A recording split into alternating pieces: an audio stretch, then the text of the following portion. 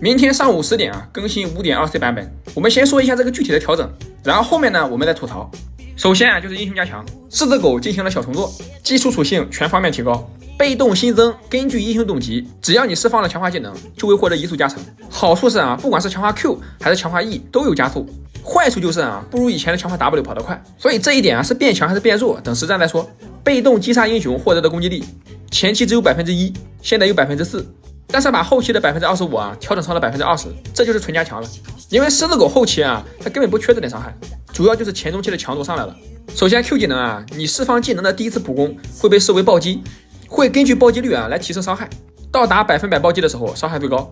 所以狮子狗的话后面得出暴击了。同时普通 Q 和强化 Q 的基础伤害全部提高。W 技能的话，前面我也说了，强化 W 的移速啊，改成被动里的每个技能强化之后呢，都有1点移速，虽然没有以前跑得那么快。同时野怪打你的这个回复量，从以前的60%啊，变成了100%。狮子狗前期打野没那么伤了。然后就是这个 E 技能啊，现在命中敌方之后呢，会显示目标周围的视野，所以以后逮捕螳螂、男刀、阿卡丽更简单了。同时可以空中释放，基础伤害和强化之后的伤害全部提高。就以后抓人啊，开大招，开 Q 技能跳过去，然后在空中按 E 技能，落地之后呢再 AJW， 对面想跑的话根本不可能。至于大招啊 ，CD 减少了15秒，移速加成提高了10%，这不就是以前的盲僧吗？所有技能全部加强。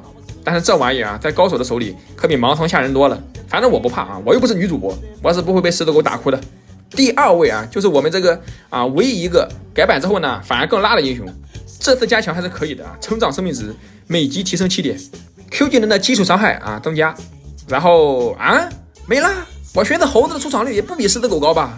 第3位杰拉，非常简单的数值提高，被动前期的基础伤害直接翻倍，同时增加了3%的 AP 加成。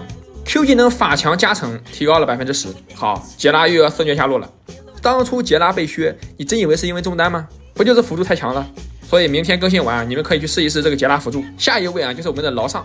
阿克尚目前在中路啊，他的出场率很低，甚至不如什么中单小炮啊、中单 EZ， 好歹是传统的中单型射手，居然被普通的下路射手啊抢了中路的舞台。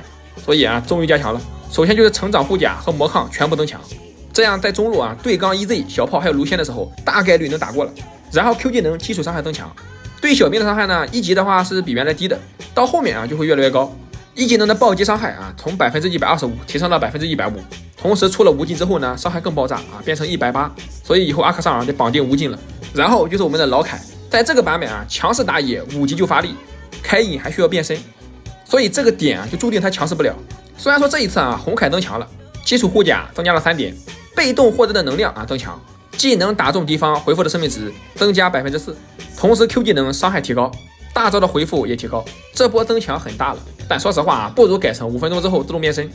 以前我也以为啊，开隐的变身很简单，直到我遇到一位人才啊，顶着国服前200的名号，14分钟才变身蓝凯。所以我觉得啊，与其加强这些变身之后的伤害，真不如改成5分钟自己选择变身。你永远无法想象啊，抽象的人有多抽象。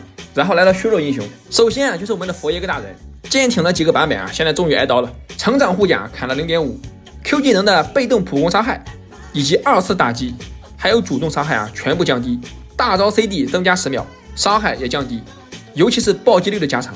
重点就是削弱了暴击佛耶格，所以后面的话可能得玩3项破败半肉流了。然后厄加特居然会被削，这是我没想到的。W 技能的基础伤害啊对半砍，行吧，反正我也不玩这个。最后一位削弱的啊就是我们的萨勒芬尼，设计师啊对这些软辅还是这么温柔。W 技能啊 CD 前期不变，满级之后增加了3秒，同时只削了治疗量，它的群体高额护盾你看不到吗？当然啊，软辅有护盾和治疗是应该的，但是我们要搞懂一个逻辑，高额的回血和护盾需要法强来支撑。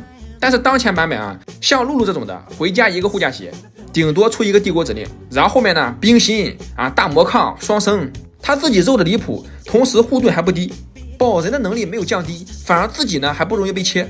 你要像以前啊，软辅得需要出很多辅助装，虽然他们保人能力强，我切不掉他的队友，但是我可以反手切他吧。现在呢，都出肉的同时呢，还有高额的护盾和回血，你觉得这个合理吗？主要的是啊，你看这个装备改动，移除了鞋子的救赎，把它改成了一个大剑，价格2600，生命值400，法力值300，技能级数20。它的被动啊，每8秒为身边的人提供治疗，加成还是自身的额外生命值，消耗法力值的时候，每次施法还能回复生命值。你把软辅的加成啊、护盾、回血全改成生命值呗，让他们全出肉，全是蓝盾狂徒，同时护盾和回血还高，这样平衡多好呀！活生生的把这个位置变成了轮椅位置。至于这个炽热香炉你把它加强了，法强降低5点，但是技能级数呢提升了10点，你还嫌他们放技能不够快是吧？主要是这个被动每当你为一位自身以外的英雄恢复生命或者提供护盾时，他会获得15到40%的攻击速度，同时普攻还会附带20到40的伤害。你要干嘛现在露露和猫咪已经是班位上下不来了，你这香炉这么压强，他们更下不来呀！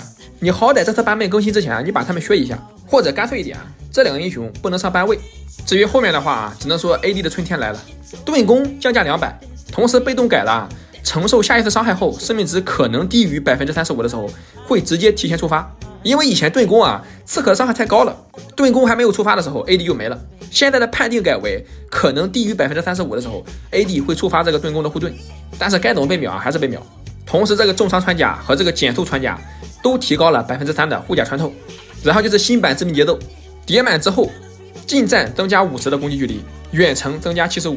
你先别管能不能叠满，反正叠满之后呢 AD 起飞。至于这个巨人杀手是大砍，以前只需要700的额外生命值就能吃满14%的额外伤害，现在需要1600才能吃满最高额外伤害。也就是当敌方有700额外生命值的时候，以前能造成14%的额外伤害，现在只有7%了，直接对半砍了。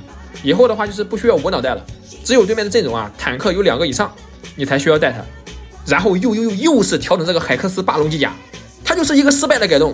承认改动的失败没什么丢人的，真正让这个版本热度没那么高的就是海克斯峡谷改动太多了，并且没有想象中的那么好玩，这个暴龙机甲的作用也没那么大，这才是原因，而不是因为软辅不够强。还有今天我看金汉珠那个视频，看到一半视频没了，我觉得那个视频也不过分呀，就是问了一下别的 UP 主对这个游戏的意见，这就没了。还有下午我一回家我一看，我潜伏的科技群把我给踢了，100多号人精确把我给踢了。我视频里的任何关于这个群的图都是打码的，居然被精确逮捕了，我的天！